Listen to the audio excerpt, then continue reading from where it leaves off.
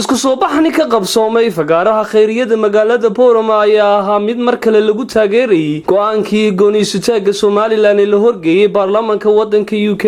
Isu soo baxan oo badi ka qayb qaateen ardayda wax ka barata dugsiyada kala duwan ee ku yaal magaalada Boorama, mas'uuliyiinta laamaha dawladda ku matala wasaaradaha kala duwan ee ka howlgala Soomaaliland, maamulka gobolka ka degmada Boorama, culimada waxgaradka iyo haweenka bulshada qaybaheega kala duwan ayaa ahaa mid si habsami ah u qabsoomay. Munaasabadan ayaa intii ay socotay waxa halkaas ka hadlay madax dhaqameed, haween, xildhibaano ka tirsan deegaanka Boorama iyo gudoomiyaha wasaaradda waxbarashada iyo sayniska gobolka Awdal. inuu itiraafkaasi inoo hirgalo, inuu inoo suuro galo, inuu inoo samaado, inuu yimaado ilaahay dabkii, in caalamkiina aqoonsado, in horumarkeena iyo nabadgelyadeena iyo toosinteena iyo isku tiirsanaanteenuba ay agtana ilaahay baan ka baryaynaa. waynu heli doonaa sida ugu dhow yoomi min ayaam waynu helaynaa itiraafkeena. waxaana dileeyahay Soomaaliland ha noolaato, Soomaaliland ha noolaato.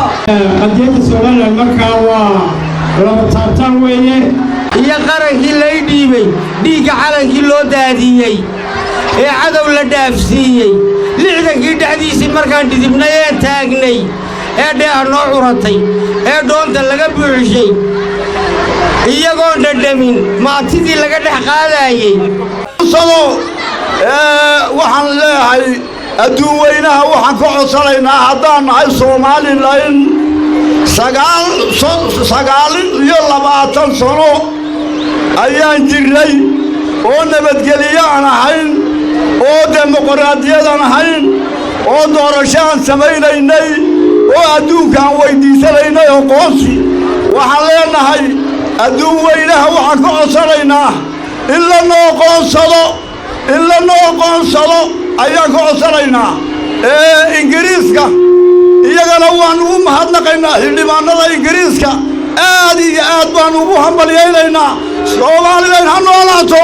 Mustafa Cabdi Dudu xogayaha gobolka Awdal Maxamed Axmed Warsame Duqa Boorama oo dhankooga hadalka qaatay ayaa waxa hadaladoodii kamid ahaa. waanu mahadnaqaynaa sida qadiyada Soomaaliland ay u garab istaageen dawladaha kale caalamkana waxaan ugu baaqaynaa inay sida UK ay u garab istaagaan. waxaan rajayn doonaa haddii Ilaahay dhaahdo dhawaan in ay noqono dal la ixtiraamsan yahay dunidana ka qayb noqda oo la jaan qaada.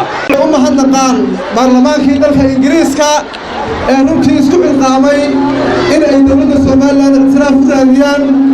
sidaa hortayba la sheegay Soomaaliland waa dal mutaystay in la itiraafo.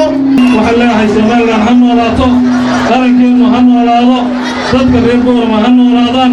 insha Allah horumar iyo nimco iyo barwaaqo aynu gaari doono. wasiirka wasaaradda ganacsiga iyo dalxiiska Soomaaliland Maxamuud Xasan Sacad Saajin oo halkaas ka hadlay isla mar ahaantaana ku hadlayay luqadda Ingiriiska ayaa beesha caalamka kala hadlay qadiyada go'aansitaanka Soomaaliland. salaanka bacdi waa halka waxaan isku imanay inaan muujino taageero aan u muujinayno baarlamaanka waddanka Ingiriiska oo soo nooleeyay arrin aad u muhiim ah oo boogtahay ictiraafka Soomaaliland kusaysa. aad iyo aad baan lagu mahadsannahay horta dhammaan idinkana aad iyo aad baan idinku mahadnaqayaa. Ladies and gentlemen, here in front of me are the young generations of Somaliland across the country, from east to west, thirst for their rights and justice. We are not looking for something different. We already got our independence in 1960 from UK. But we willingly, without any pressure, we joined with Somalia for a single purpose. That was to create Greater Somalia, which was broken into 5 parts that time. It was unsuccessful story. But unfortunately, what added to that, what is more than that, what our brothers in the south did, the complete destruction of Somaliland was the result of the union. Now we are not looking for more than that. We regained our independence. It is in the hands of this youth in front of me. We are not begging for something different. It is we just returned back our independence, which we lost and which we inherited destruction from it. That we